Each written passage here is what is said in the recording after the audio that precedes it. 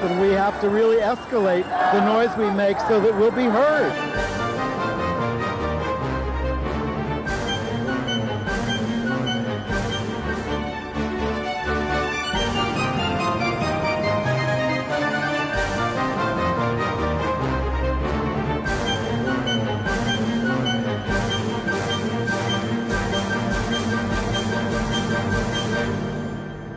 And happy Christopher Street Liberation Day, and welcome to Gay USA. I'm Andy Hum. I'm the one who gets to wear the tie this week. I'm Ann Northrup, and we're taping on Wednesday, just a couple of hours after President Trump's about-face, or we hope backing down on the kids at the border. But we assume the story will have changed 16 times before you see this. So at the moment, we're happy for the kids, skeptical about the president. More next week as this develops. But in other news. But we're not skeptical about the fact that Trump made the United States quit the UN Human Rights Council this week. Yeah, we're just hating that, not skeptical about it.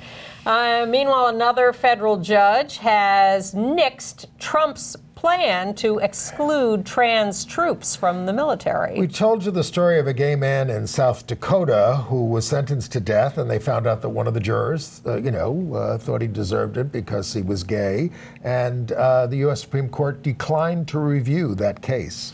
It falls to me to try to pronounce the name of the mayor of South Bend, out gay Mayor Pete Buttigieg.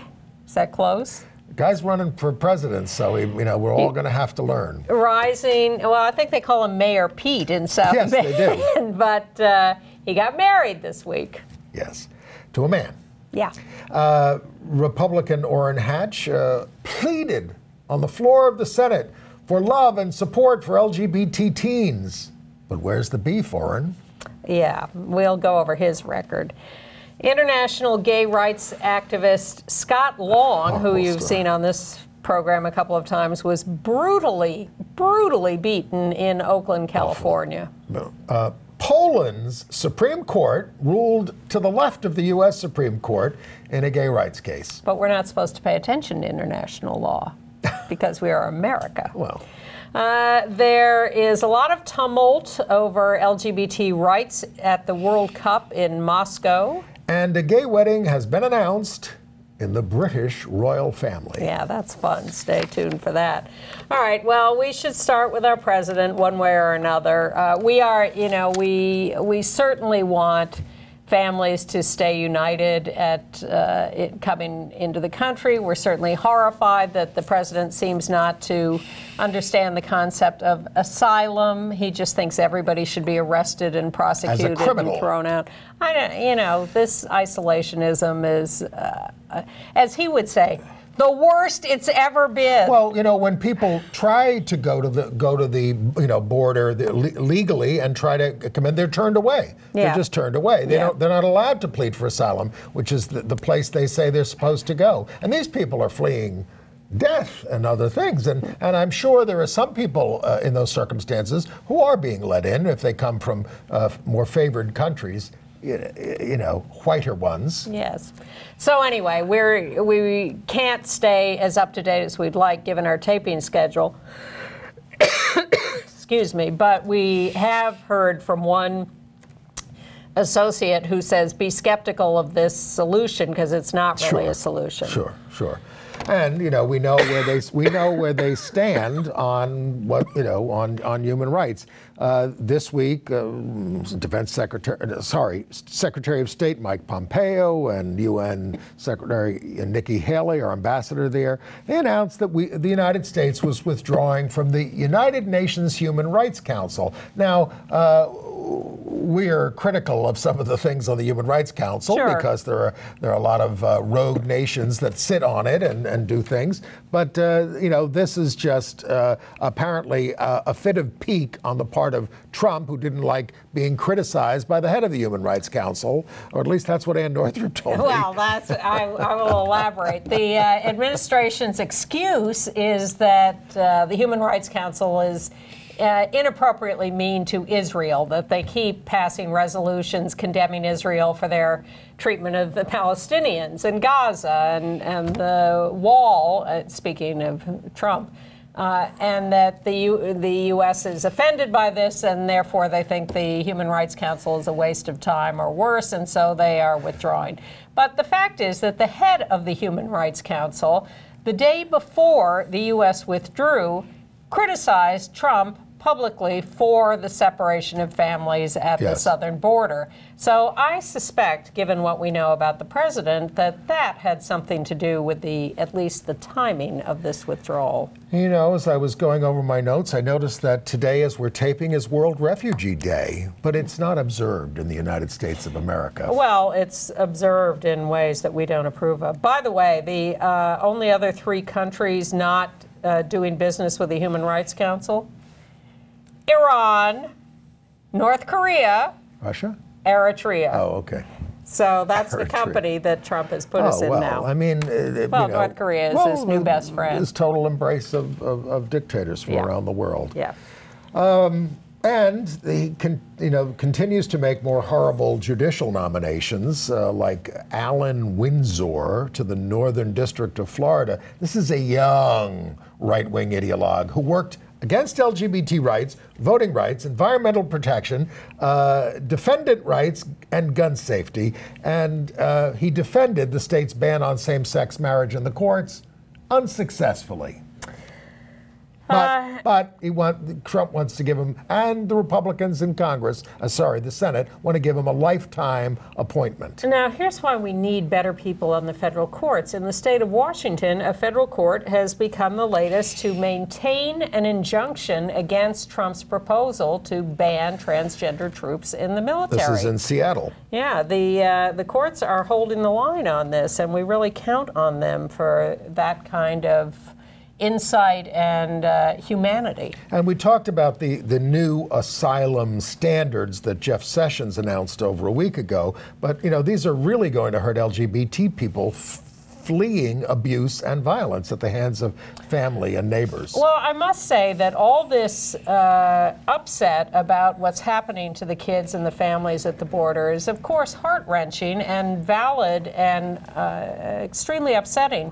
But we do stories here all the time about LGBT people from around the world trying to gain asylum in this country. We talked about a trans woman 2 weeks ago who died in ICE custody. Not according to Fox News. I check in on them sometimes to see how the other half lives. And, they simply stated no one has ever died in detention at any of these detention centers. And we just had an example last week. And there are plenty of others. And people, we have talked about people being incarcerated by ICE and Border Patrol for months or years without any civil rights and mistreated. So this is not new, and I'm glad it's finally come to the attention of the American people. But really, this is not a new story. Now, also not a new story is the Beverly Hills Hotel. Remember how we were boycotting it over it's owned by the Sultan of Brunei, and he instituted Sharia law.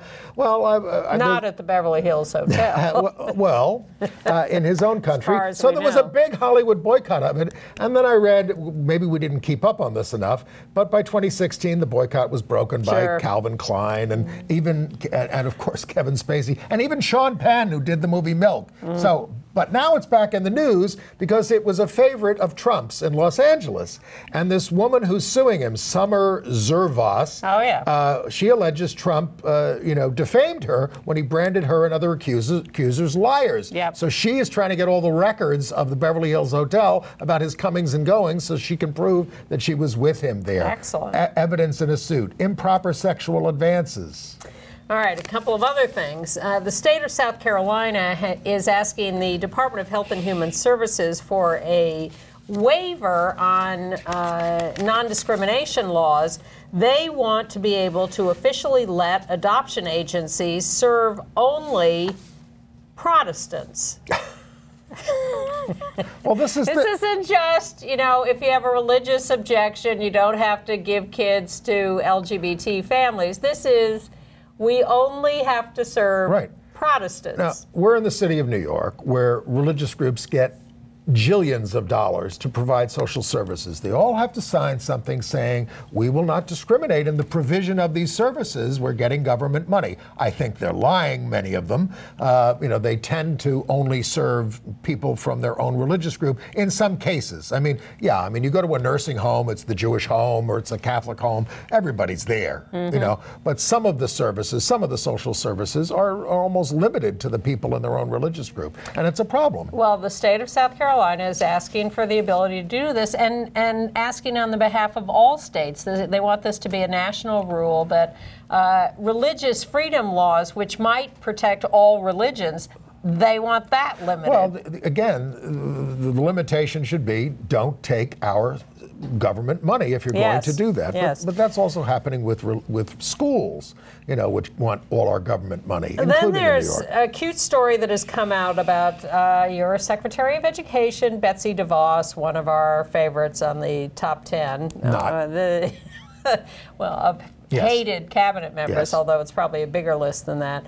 It turns out that in 2017, shortly after the inauguration, when she took office and was getting rid of the Obama administration guidelines about how to treat trans students with respect in schools, a delegation of LGBT activists, organization leaders, et cetera, went to see her to say, please don't do this. These kids need the protection of the federal government, need and deserve this protection.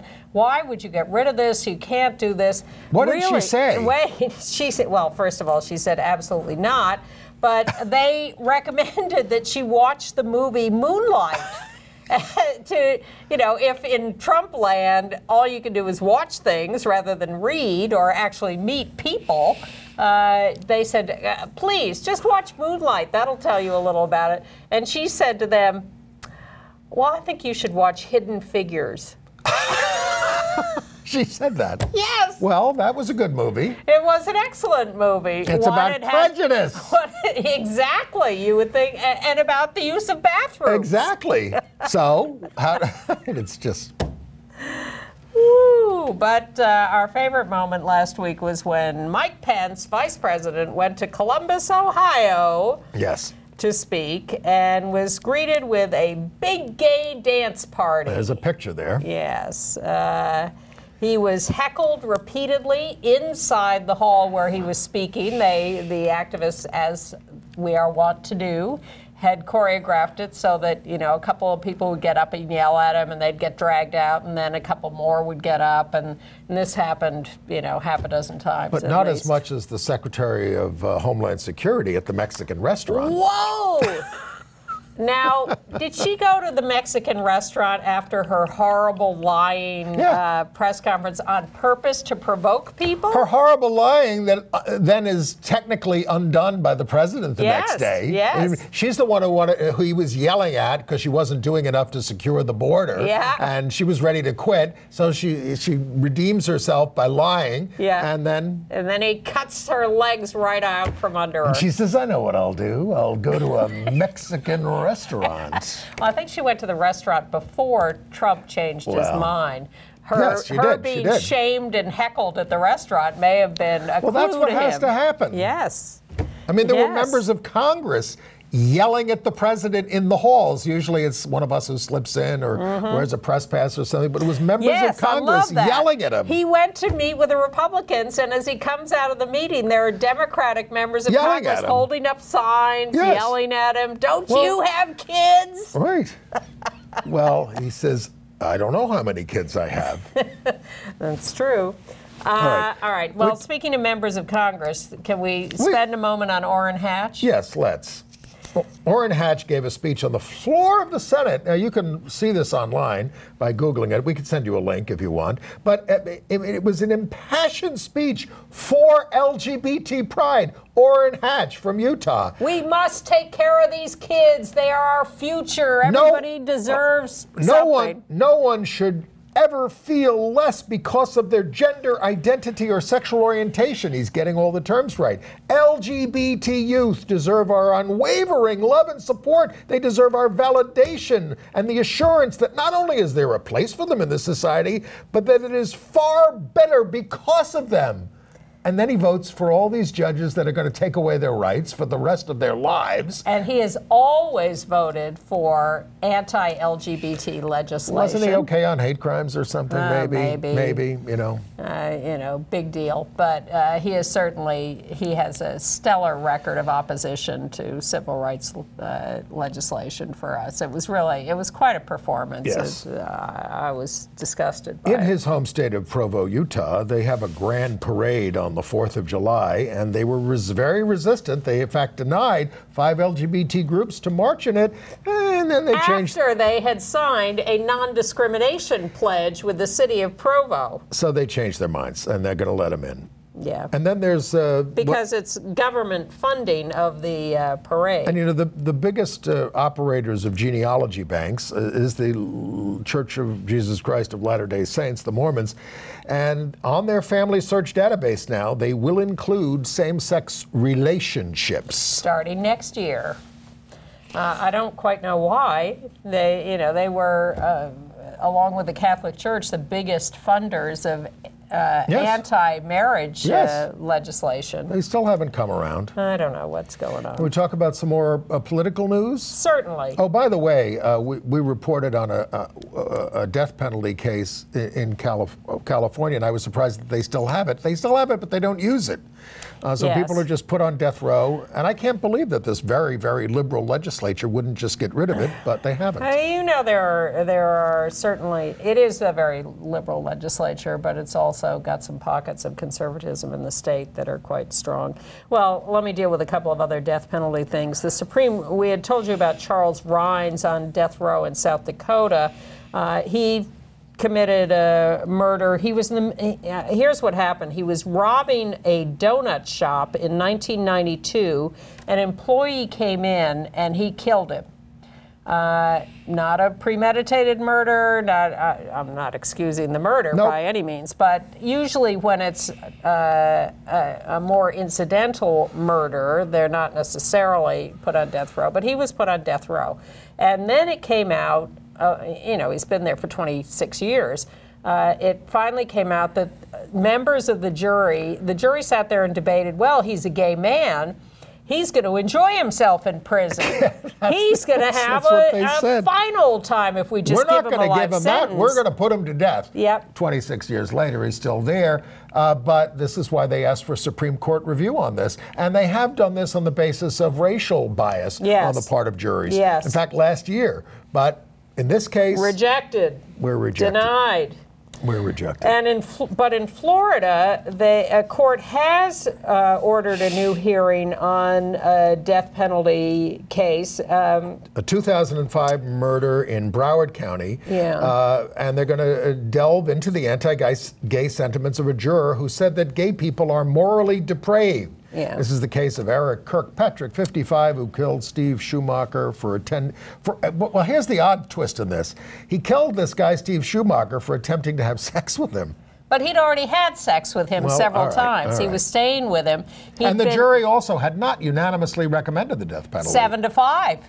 So because of that, and because there was some question about whether at least one juror was biased, the Florida court has said, you're going to go back for a hearing on this. We're going to stay on some court decisions. Look, I think the worst of the week was the Supreme Court not dealing with the redistricting, the horrible redistricting in Wisconsin, and to some extent the Maryland, which was a case of Republicans objecting to some lines. So all these go back, and this sets back the movement of ever trying to have fair lines drawn on this country. Well, the Masterpiece Cake Shop decision was not a decision on the real question. It was just a little ancillary thing that they picked out to try to come to something. Are we moving into some era where the Supreme Court cannot make decisions on things? Yes, until Kennedy leaves, and then the conservative majority can run roughshod over the Constitution. Please give us a new Senate in November so we can try to... It may not be soon enough. It may not. All right. Well, let's do Pride stuff because we got all that coming up this weekend in a lot of places. In fact, Aurora, Illinois is going to have its first, or had its first Pride. That's a nice, colorful well, this is the first time they've done 3,000 people marched. And 5,000 in attendance. This is the first time they've done it in suburban. Most of these people used to go to Chicago for their Pride, and they're doing it at home, and it was embraced by the whole community. And next Wednesday, the 27th, in Philadelphia, at the Philadelphia Museum of Art at 6 p.m., there's going to be a ceremony celebrating Gilbert Baker's rainbow flag. So those of you in Philadelphia, 6 p.m. At the Museum of Art on Wednesday, the 27th. Go down there. I think you'll enjoy that ceremony. And next Thursday, June 28th, on 28th Street, this is how you remember it, at 10:45 a.m., they're going to dedicate a plaque to the great civil rights leader Bayard Rustin on 28th Street there between 8th and 9th, which is where the area where he lived.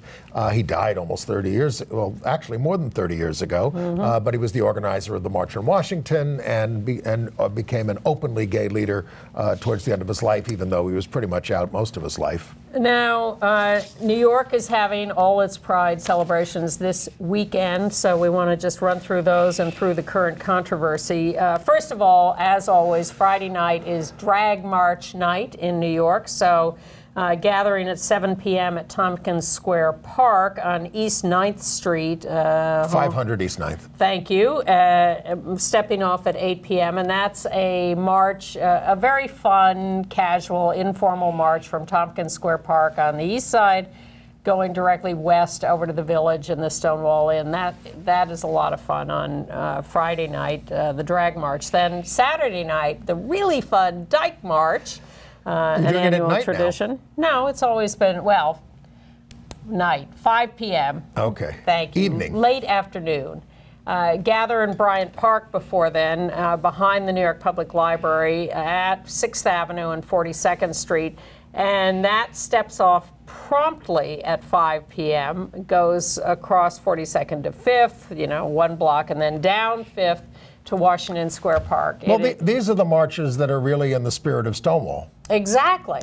The Dyke March is unpermitted deliberately because we have always felt a right to assembly. We talk about religious freedom and freedom of speech. How often do we talk about the right to assembly? And we've been complaining about it for about 30 years, but the Heritage of Pride has turned the main big Pride March into a big commercial enterprise with a lot of rules and things. So we're going to be protesting this year. So here's the deal. The big annual Pride March kicks off on a new route. Horrible route. I don't think people know the new route or where to go or when or whatever. They're going to say, where is everybody? Where's the rest of me? They'll be in front of St. Patrick's, and the march is starting on 7th Avenue and 16th Street. They have computers. They can Google it. But yes, it does start at 7th Avenue and 16th Street, goes down to the Village, past the Stonewall, across 8th Street, Horseshoe, over to 5th Avenue and up to 28th Street again. 29th. 29th. Because 5th Avenue and 29th Street is such a legendary spot in the LGBT history of New York City. Why don't we just march in a circle for a few hours? Yes, that would be an excellent idea. Well, we almost are, and maybe we will. But there, what are we going to do? We're going to join up with the wristband resistors. I didn't make this up. Look.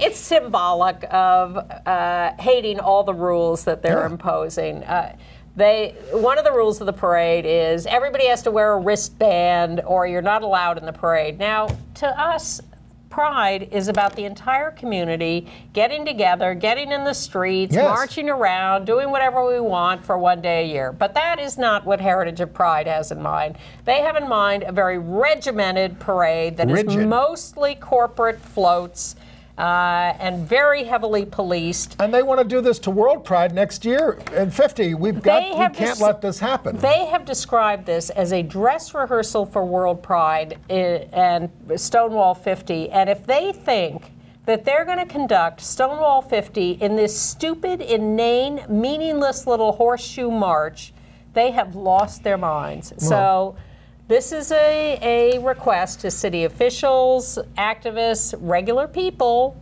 We must take back pride. Create a real pride next year. But anyway. It's World Pride. So there will be a resistance group in this year's Pride 3 hours into the parade. Well. And then, well, they scheduled it so it would not be in the TV time. The TV show, it is going to be on WABC locally, Look, if you want to do a resistance contingent, a political statement, why would you put it in the middle of the march? Right. You have to have it up front. Well, we've had alternate marches at various times in our history, and I think it's time for another one. Well, there will be a final meeting of the Reclaim Pride Coalition this Saturday at 1:30 at the LGBT Center. I'll be there, and we will be making final plans for Sunday. But there will be a rump group of the resistance contingent meeting in front of the SVA Theater on Sunday, gathering at 2:30 p.m. 23rd Street between 8th and 9th. 8th and 9th, yes. We live there. Sunday, 2:30, SVA Theater, 23rd between 8th and 9th. And then we'll gather there, and then we'll march to the parade without wristbands and perhaps do a little acting up. And Governor Cuomo is marking Pride by... One more note. One more note. The piers will be closed for Pride, no hanging out on the piers, and heavily policed. That was my favorite thing to do after every Pride, was to go down to the end of the pier and watch the sunset. Well, no more. So Governor Cuomo in New York is marking Pride by declaring today, as we tape, Edie Windsor Day. Happy Edie Windsor Day. We love Edie. She was a great activist. She won the Supreme Court decision against the Defense of Marriage Act for us, and we're thrilled. But Governor Cuomo is running against a lesbian for the Democratic nomination for governor, Cynthia Nixon. And he is desperately trying to do everything he can to advance his candidacy among the LGBT community. Who would Edie endorse? He also announced the creation of an LGBTQ fellowship in the diversity office of the state, and he is searching for World Pride ambassadors for next year. There is a competition for World Pride ambassadors. What ambassadors to what? You tell me. Okay, so something good. Wait, one more. Okay. Oh, he's been exaggerating his support for same-sex marriage. Yes. He was so against marriage equality for so many years. I'm the one who kept asking him. Yes. And he kept saying, well, we need civil partnerships. I'm for that. He kept saying civil partnerships. And then finally I said, well, if you're going to give all these rights, why won't you just use the word marriage? Well, finally he goes, and he had to think about, well, maybe that should be the ideal. I said, yes, it should be. But a lot of other people were way out ahead of him, including Eliot Spitzer. Everybody was out ahead of him, and he was so resistant. It wasn't just that he was late, he was resistant. And now he goes around and says, I passed marriage equality in New York, and we were the first state to do it. Yeah. No, you weren't. Well, we were the first big state to do it. Well, actually, California passed it, but then it was vetoed by Governor Schwarzenegger, who then said the court should decide. Of course, if the courts had decided, he probably would have said, let the legislature decide. This is what we're always up against. Meanwhile, in South Bend, Indiana, you do it this time. Okay. In South Bend, Indiana, the mayor there, who is a rising star in the Democratic Party, he's the guy on the left, and the kissing couple, Pete Buttigieg. That's how I say his name, and that's why I've heard it. He's probably happy. He married Chasen Glesman, who is a teacher, and they did it at St. James Episcopal Church in a private service, but live streamed by the church. And then they drove off to an LGBT Pride Week block party. What a honeymoon, honey. Well, they went on from there, but I love the fact that it was live streamed from the church. Yeah. Yeah. And in Trenton, an out gay guy named Reed Gushora, you're checking all the pronunciations, a state legislator, was elected the first out gay mayor of Trenton, New Jersey. He won a runoff 52 to 48. Yeah, good luck. Trenton's having a lot of problems He was these a sponsor of the marriage equality bill. The way America is booming, don't forget the motto of Trenton. And congratulations. Trenton makes, the world takes. Congratulations to London Breed, the new mayor of San Francisco. She was the head of the city supervisors, and she beat out gay Mark Leno. She's the first African-American woman mayor of San Francisco, and she's regarded quite highly. Yeah. So congratulations to her. We look forward to that. I want to go back to New Jersey for a second. Okay. Have you seen the ads for Bob Hugin, the Republican candidate for U.S. Senate? No. Well, so first, most of his ads are against the corrupt Menendez, who's the Democratic senator. Of course, we want a Democrat to win. Bob Menendez was, found not guilty in this trial. Making us sound like Roy Moore supporters. Well, but this guy, Bob Hugin, says, I'm a different kind of Republican. He declares himself in this short ad, I'm pro-choice, pro-marriage equality, and for equal pay for equal work. Now, of course, his party is against all these things. And if you vote for him, they're going to be in the majority, and they're going to give you judges who are going to stop all these things. So it's kind of, you have to be kind of sophisticated. They lost, what's his name, John Corzine, because of corruption when he was the governor. He couldn't get reelected. Mm-hmm. And Jersey voters can go either way. Purple state. Well, mostly blue, but with some, they elected Chris Christie. Back to Washington, I was fascinated that the House of Representatives it now does mandatory anti-discrimination training of its members every year, but they have specifically excluded any training on LGBT issues. Terrible. Thanks. Terrible. On the other hand, the Presbyterian Church has passed a resolution in General Assembly that religious freedom should not mean the right to discriminate against or impose one's views upon others. Yeah, I thought that was terrific. And we won a decision in New York. The Appellate Division, Second Department, affirmed an order by the State Division of Human Rights that a Port Jervis employer, Long Island, I guess, right? No, upstate. Where is Port Jervis? Come on. Anyway. Northern Long Island. No. All right. No. No, that's Port Washington. It's Rockland, I think. But anyway, against a company called Advanced Recovery, against a discrimination, transgender, Erin Fuller. But the ruling did not mention gender identity at all, so it's not seen as a good, helpful precedent because they didn't talk about that. Well, a trans student in Maryland, Max Brennan, 16 years old, has reached a settlement with his school so that he now has access to all the appropriate facilities at the school in his lived gender identity. In St. Michael's, Maryland. And in, that's the eastern little thing of, that's a small conservative town.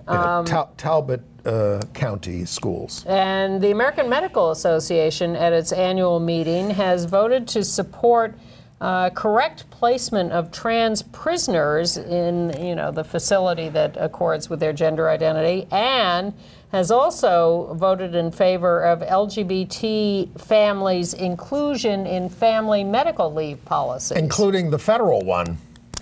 Yes, well, the AMA has been on our side for a long time, I think.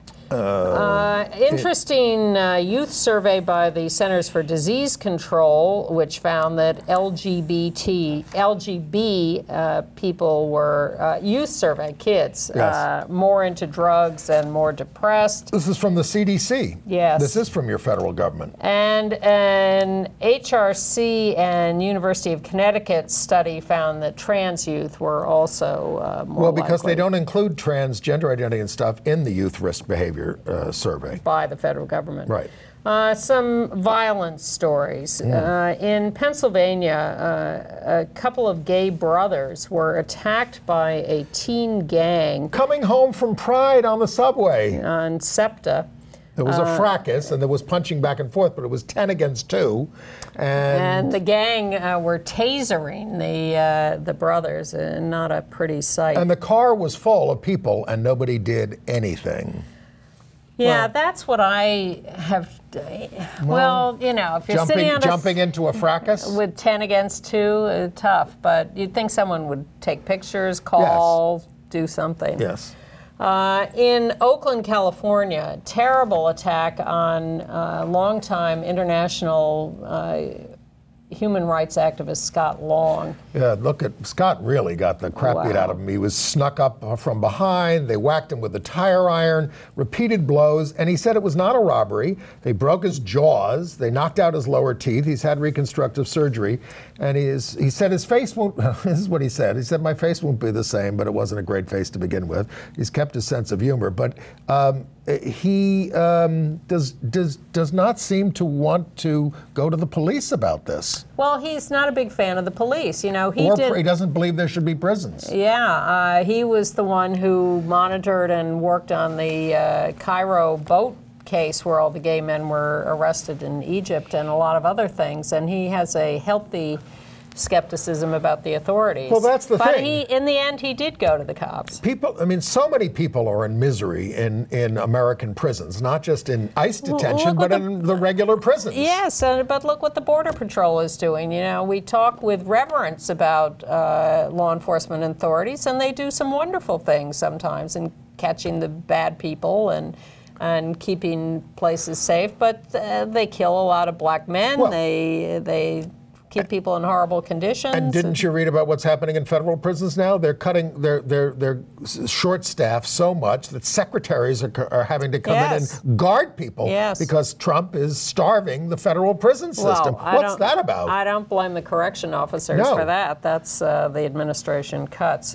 Should we talk a little about the Connie Kurtz Memorial we went to last week? Oh, sure.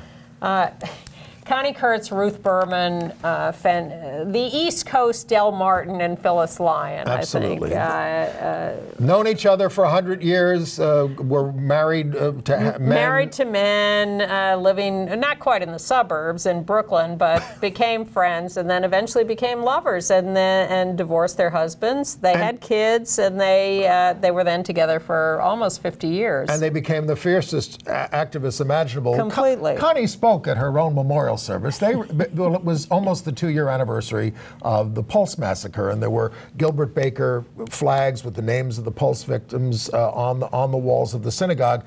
And then she spoke at this rally 2 years ago, where her basic message was register. It was about gun control then, but it was register and vote and make sure that the people that you elect do what you elected them to do. I mean, it was a simple message, but she spoke with great passion. And then Ruthie spoke, and Ruthie was funny because she gets up and she says, I'm usually not nervous because I'm speaking to people I don't know and I can say what I want. But, you know, she was among a whole group of people who really love her. It was very loving, and Andy's told the political statement, so I'll tell the funny one. Ruthie said, and I'm sure she's told this story 1,000 times, when she and Connie got married, when it was finally legal, they got married and people afterwards said, why aren't you wearing rings? Why? How come? She said, oh, we didn't exchange rings. We exchanged underwear. They're very into underwear. I mean, Connie had a son who was an ultra-Orthodox Jew living in Israel, and every time she went to visit him, she came with sacks of underwear for all his kids. Jewish mother. Yes, she was entirely. 12 kids. He had 12 kids. All right, another story in California, Rockland, California. A lesbian teacher, Amy Estes, worked at the school, beloved teacher, was not out at the school, did not talk about her sexual orientation, but some of the kids found her online and found references to her having a female partner. So they started bullying her relentlessly, as did their parents. This is why a lot of teachers don't come out to the kids. They might be out to their colleagues, but they're nervous about coming out to the kids because it gives them almost like a power. The kids have a power over them, and they sit in the back of the room going, faggot or dyke or something like that. But this is also why you are kidding yourself if you think you can go on social media and the kids are not going to find you. Well. Anyways, she has taken a mental health leave. The school refused to help her. So other students are now standing up for her and trying to get her taken care of and respected. Schools are tough places. Yeah. All right. All right. Yeah, that's what I got. International news. Well, the World Cup, of course, is much in the news, and in the you read that Mexico beat Germany in the match, but the fans from Mexico, as is very common in a lot of the Americas, were shouting "puto," which apparently means male prostitute. And it means faggot, among other things. It's a slur. Yeah. And FIFA, the governing body, says they're going to investigate, they're going to do something, put sanctions, but they don't treat this roughly enough. This has been a problem for a while. We've talked about it here. The Mexican fans are quite devoted to using this to humiliate the other team. They use it against the goalkeepers on the other team. They have a very specific strategy. And they say, oh, it's just to humiliate them. Yeah, we're not calling him a gay. No, you're using gay as a dehumanizing term to humiliate the guy. It's ridiculous that they think they can get away with that. So FIFA's been trying for years to deal with this. Sometimes they punish a team, sometimes they don't. The only good thing is that evidently the chant diminished in this game as it went along, and it wasn't quite as that's because they were winning. Maybe.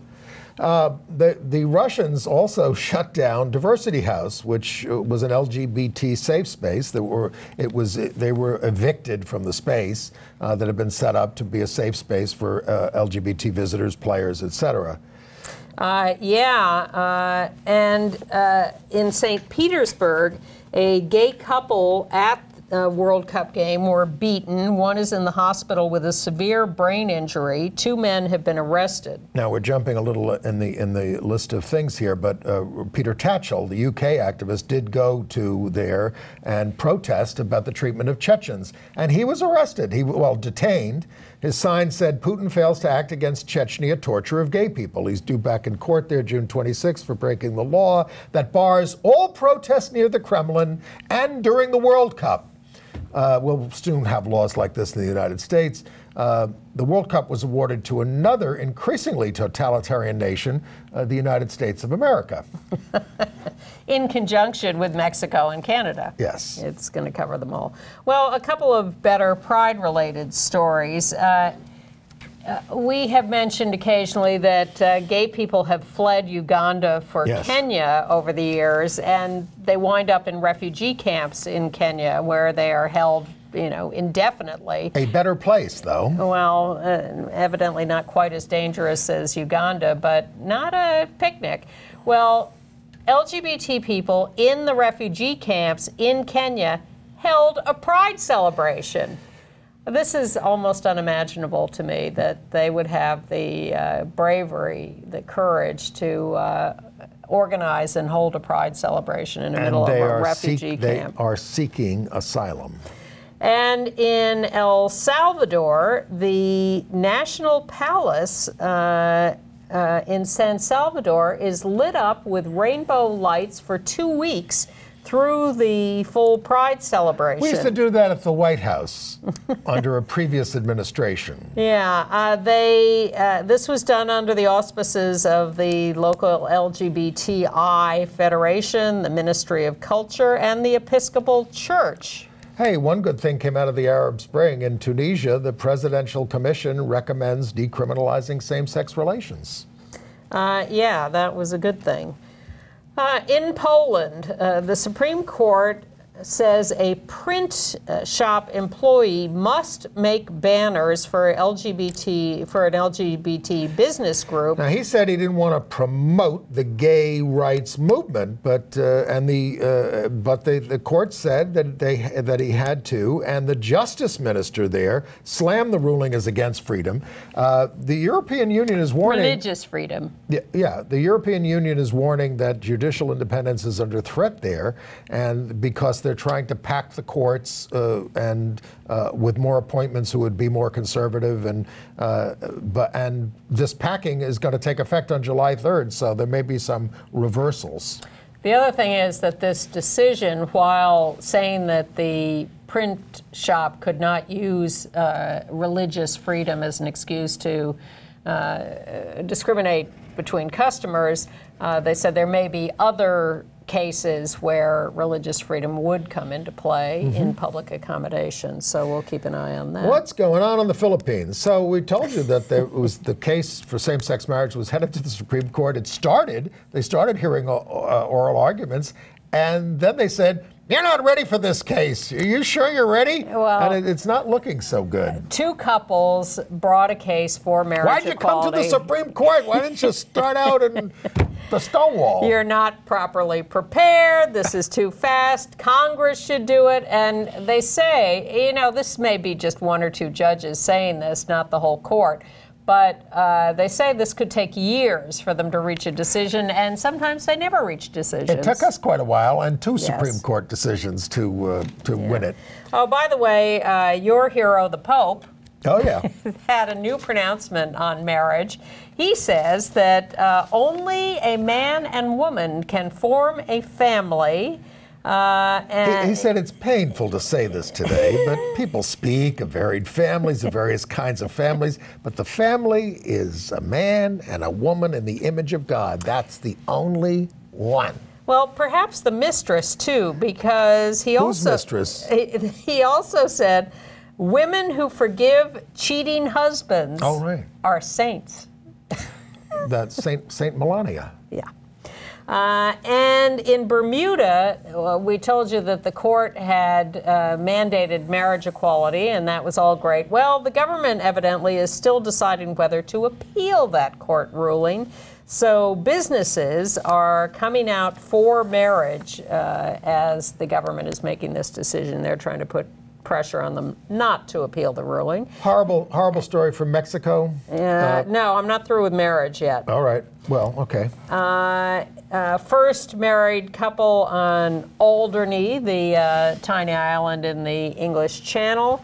And I think we should do the, oh no, we're not going to get to the British royal marriage yet. All right. Well, Mexico. We got a picture of these guys. They're three LGBTQ activists: Ruben Estrada, Roberto Vega, and Carlos Uriel Lopez. They were kidnapped and killed during an attempted robbery of a local club in Tasco. Estrada, 35, was the lead organizer of Tasco's Pride March. It's just a horrendous story. Horrible. Horrendous. They were just dumped in the road. And, awful. This is the kind of stuff that people are fleeing in Mexico. Exactly. The kind of violence. And all through Central America. And yet we talk about how they're illegally, trying to break into our country and become gang members.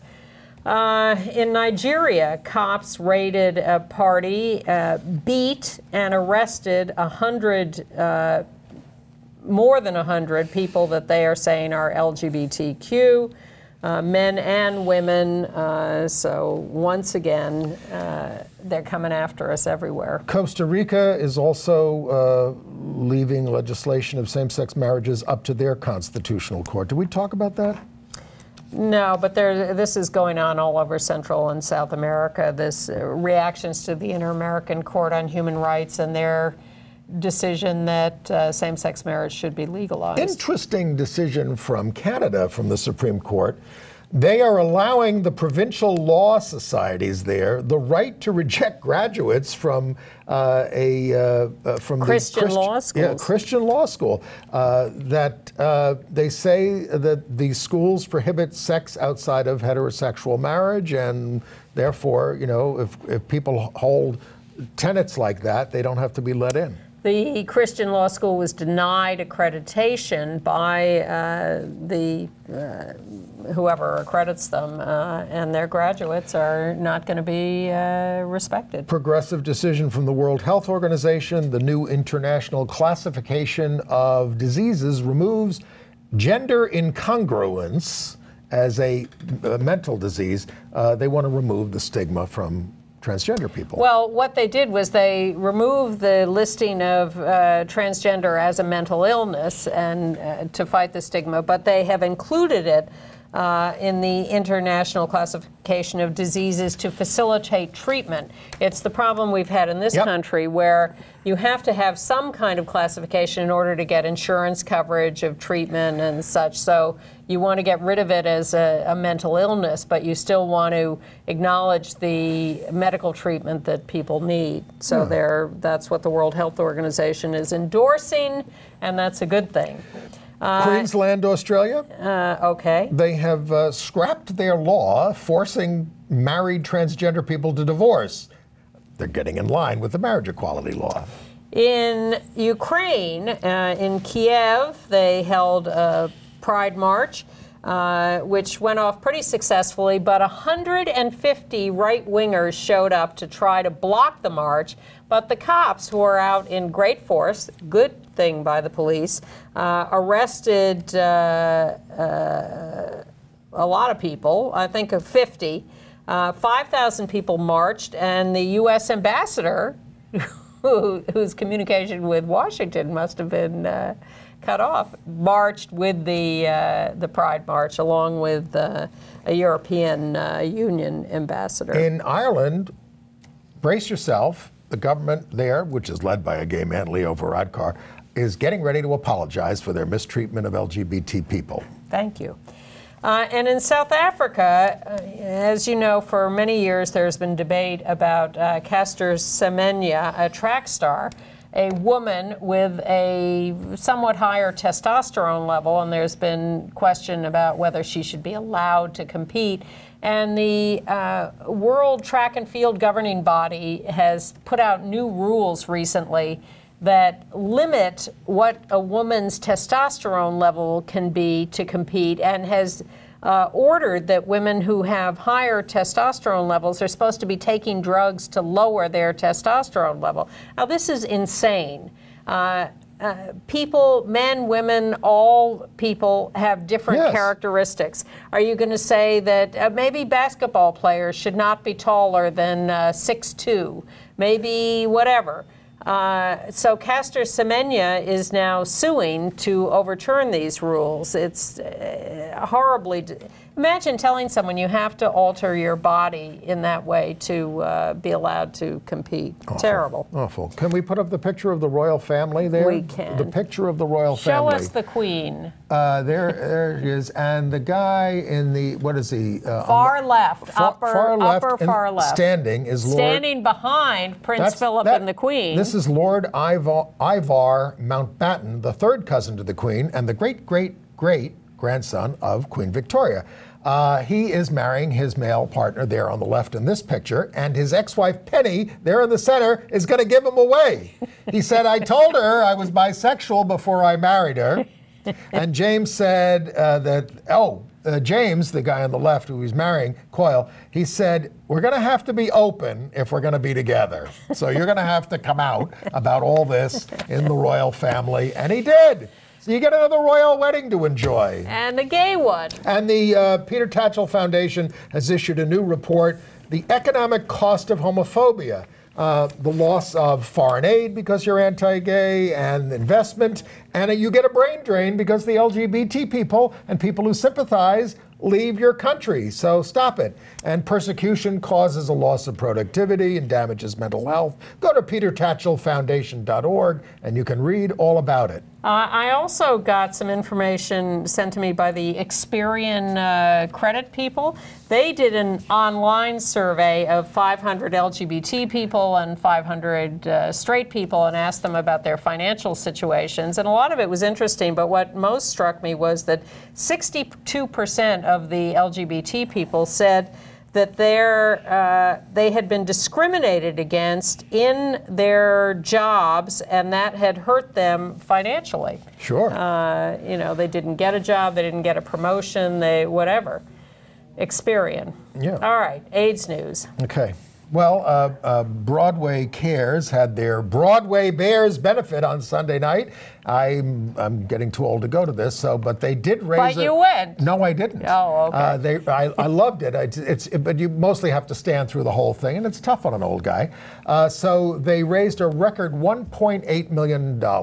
It's always a wonderful show, and Broadway Cares carries on. Congratulations. And Greg Louganis, a famous Olympian and gay activist and openly HIV positive, showed up in Maryland recently to support the candidacy of the out HIV positive Kevin Mack. And Kevin Mack is, told his audiences there in Montgomery County, I believe in government and its ability to help people. I've been on Medicaid, I've experienced homelessness and addiction, and I am living with HIV. And he's, using his candidacy to educate people. He's running for the House of Delegates in Maryland. And June 26th is the primary. Yeah. All right. Well, that's coming up next week. Yeah. All right. Entertainment news. I have a warning for you. Jerry Falwell's Liberty University has just announced a multifaceted Bachelor of Fine Arts program in musical theater. That'll be interesting. And I have a recommendation for you. I saw the movie Ocean's 8. I thought, is this going to be any good? It is. It's fun. It's smart. It's funny. It's the distaff version, as they say. Is that a bad word now? I think it's a little infantilizing. It's the women's version. Yeah, it's the women's Ocean's 8. Cate Blanchett, Sandra Bullock. Rihanna, amazing all-star cast, Helena Bonham Carter in her usual wacky role. It's worth seeing if you want a light summer movie, Ocean's 8. And I love Larry Kramer's play The Destiny of Me many years ago. Too. And it's getting an all-star reading on Monday at 7 p.m. at the Lucille Lortel Theater. If you're interested in this, go to thenewgroup.org for more information. I'm going to go. Bill's going to go. I watched the PBS Coming Out, a 50-year history. Yeah. They interview all these people, no last names. Until the end credits in little type, except for Jazz Jennings. Yeah, but everybody else, no last names until the end credits. Why don't you put them behind potted plants like Mike Wallace did when he first interviewed us? RuPaul's Drag Race, renewed for 11th season. Season 10 was the highest rated so far. It's on the upswing. At the MTV Awards, they honored Lena Waithe as the Trailblazer, and the Best Kiss Award went to Love Simon, and it was accepted by actor Kenyon Lonsdale. In a dress.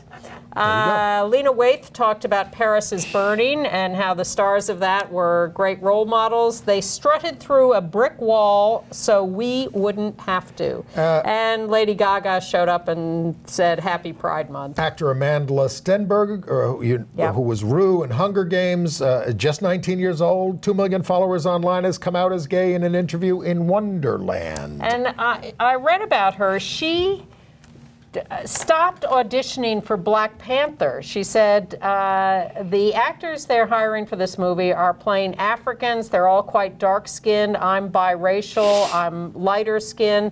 It's not appropriate for me to be in this movie, and I am not doing it. Wow. Yeah. There's a new film about Judy Garland's last days in the works, starring Renee Zellweger as Judy, and Liza Minnelli is unhappy about it. Well, I was not entirely happy about Man in an Orange Shirt. I understand some viewers disagreed with my skepticism while I watched it. It was Anglophobia. Okay. Yeah, no, I love the Brits. I'm going to Scotland for my 3rd visit in 4 years. But the contemporary guy, Adam, was such a drip. He was horrible. I know. But happy Christopher Street Liberation Day to you all. Hope to see you this weekend at Pride events all over New York. And the world. Yes.